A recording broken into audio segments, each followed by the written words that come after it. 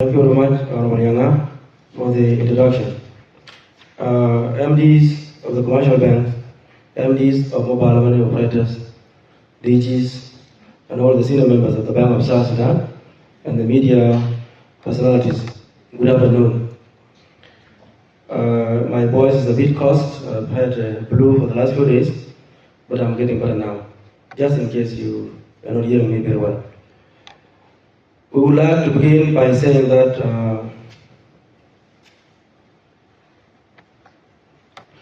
there has always been a need to improve, and this is a human quest all over the world, to improve everything, from the way we do things, from the system that we used, from how we relate, from what we eat, from what we share. This innate human nature is always there. And for the case of the banking sector, from the get-go, there has always been a need to improve efficiency, to ensure transparency, to ensure accountability, and at the end of the day, to provide services to the clients, if that's the case for the commercial bank, and if it is for the government, of course, to provide broader services.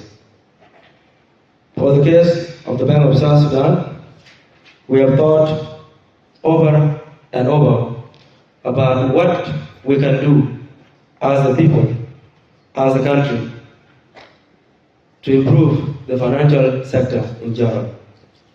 And what we have in mind this afternoon is to highlight a few issues around what we can do together to move to a cashless society, and at the same time ensure that all the customers, all the people, all the government institutions are moving more and more toward utilizing bank and mobile money accounts.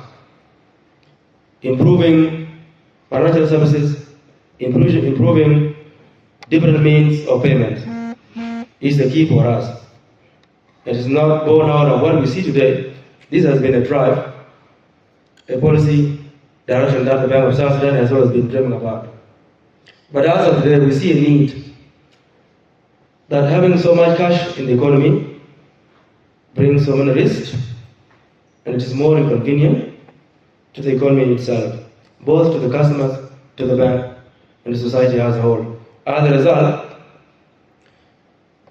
we have organized this press conference to share with financial institutions the policy intention from the Bank of South Sudan, which is to move, to do whatever we can to drive toward a cashless society.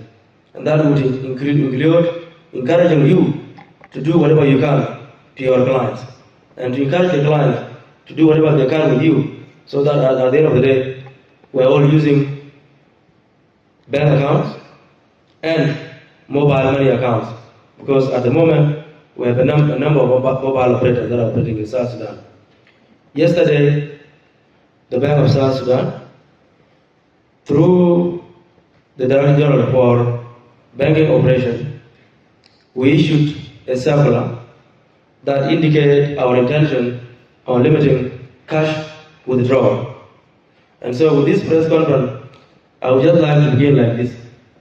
In light of the circular that was issued yesterday, which was September 16, 2024, and our vision to move toward a cashless society, the Bank of South Sudan would like to highlight a number of the following policy directives. First, the maximum limit for cash withdrawal across all channels by public sector, institutions, government spending agencies, corporates, and households or individuals should be 10 million SSP per person on daily basis. Second, the public is urged to join the banking sector by opening bank accounts to facilitate their receipts and payments, or in this case, to promote digitalization of financial services across the borders of South Sudan. 3, we encourage all the commercial banks represented this afternoon by the MDs or their reps, to make the account opening process more seamless for all customers, especially those that are traditionally excluded from the banking sector. We know traditionally women, youth, low-income earners tend to be excluded from the financial services for one reason or another. You know many of those. It's either to do with credit history, low income, affordability, distant financial services. There are reasons why most of the time we find them excluded. So a focus must also be put on those. Number 4, we are encouraging the general public to embrace electronic payment platforms, including, for example, mobile money and access or use of credit and debit cards, which incur low charges on transaction, while offering conveniences and establishing individual credit history. Number 5, commercial banks and mobile money operators should collaborate and ensure interoperability or modalities that allow customers to move funds between their bank accounts and the account that they have with the mobile money operator. And this should also be done in a seamless way. We believe that this new policy directive underscores the importance of digitalization and the need to deploy related fintech applications. The proposed financial instruments and the necessary steps needed to ensure their effective adaptation will reduce the risk associated with carrying cash. We know all over Juba, all over South Sudan, people are carrying too much cash. Some of them we do not see in other places. The bank policy that would like to do everything we can, all of us, to discourage carrying cash and encourage our people to adopt electronic means of payment. Whether people have bank account or mobile money account, those are means that can be used to facilitate transactions.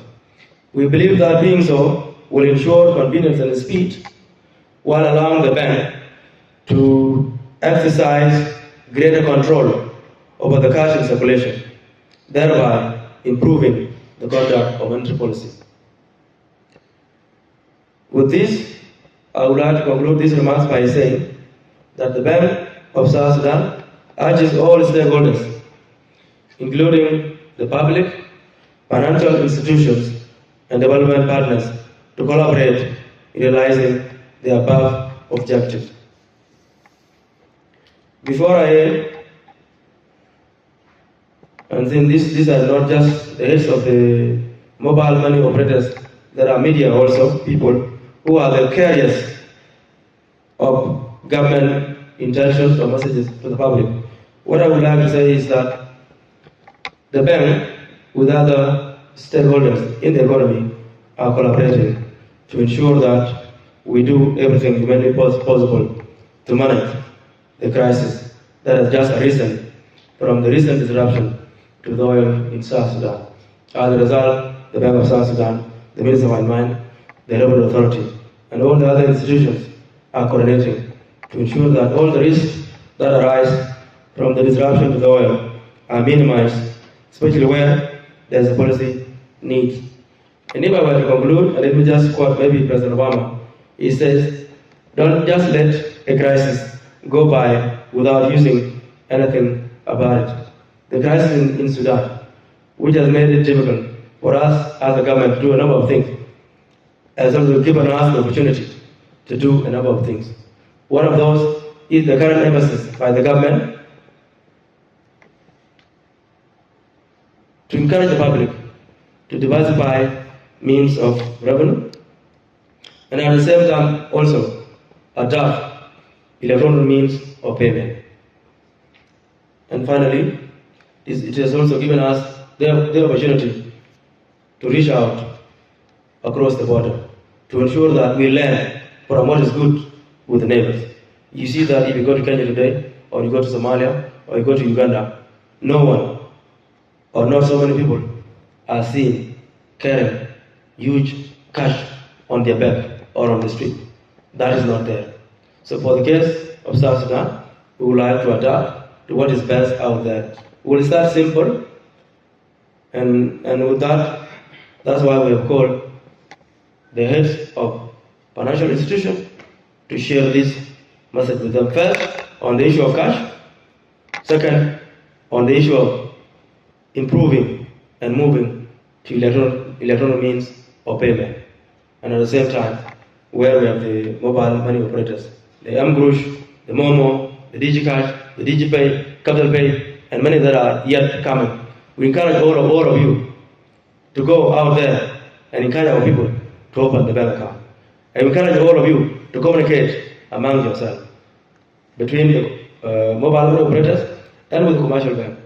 And we encourage all of you also to cooperate with us. And we encourage ourselves to cooperate with you, because together we can move this financial system forward. Let me end it with this, and I welcome questions that will be coming. Thank you.